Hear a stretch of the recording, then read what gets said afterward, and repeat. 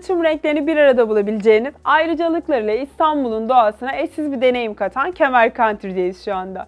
Size burada 2,5 dönüm arazi üzerinde 5+2'den oluşan bir kütük ev tanıtımı gerçekleştireceğim. Hadi tüm detayları hep birlikte göz atalım.